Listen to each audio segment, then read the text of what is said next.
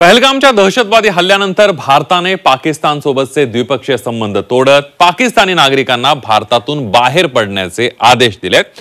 राज्याचे मुख्यमंत्री देवेंद्र फडणवीस यांनी ही आक्रमक पवित्रा घेत पाकिस्तानी व्हिसा असणाऱ्यांना बाहेर काढू असं म्हटलेलं आहे। सध्या आपल्या राज्यामध्ये किती पाकिस्तानी राहत आहेत, आकडेवारी काय सांगते बघूया, त्याबद्दलचा एक सविस्तर रिपोर्ट।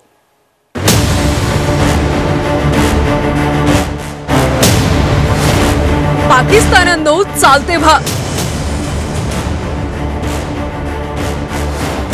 भारतात पाकिस्तानी नागरिकांना बंदी।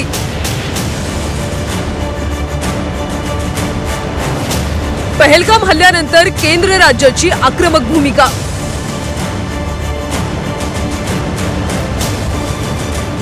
पहलगामच्या हल्ल्यानंतर केंद्र सरकारकडून कठोर पावले उचलली जातात। केंद्राने प्रत्येक राज्याच्या मुख्यमंत्र्यांशी फोनवरून संवाद साधत पाकिस्तानी नागरिकांना परत धाडण्याचे आदेश दिले। पाकिस्तानी नागरिकांना भारतात बंदी घालण्यात आली। दरम्यान राज्याचे मुख्यमंत्री देवेंद्र फडणवीस यांनी पाकिस्तानी व्हिसा असलेल्यांना बाहेर काढणार असं म्हटलंय। सोबतच वेळेत देश न सोडणाऱ्या पाकिस्तानी नागरिकांवर कारवाईचा इशाराही दिलाय।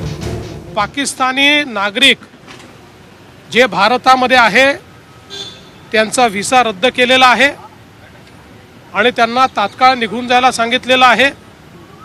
या संदर्भात असे कोण नागरिक महाराष्ट्रामध्ये आहेत याची यादी तयार झालेली आहे।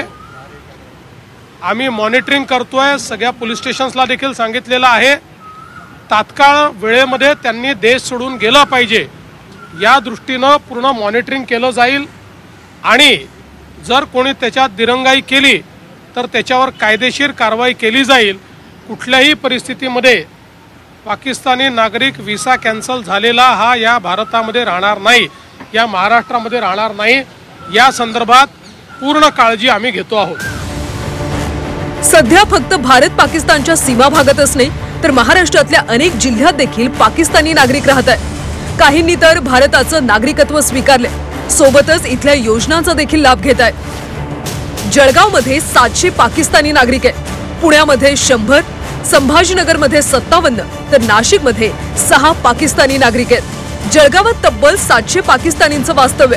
त्यांनी भारतीय नागरिकत्व स्वीकारलं असलं तरी शासनाच्या अटी शर्तींचं पालन करत नाही। त्यामुळे भविष्यात पहलगाम सारखी किंवा अनुचित घटना घडू शकते अशी शंका शिवसेना ठाकरे गटाचे नेते गजानन मालपुरे यांनी व्यक्त केली आहे।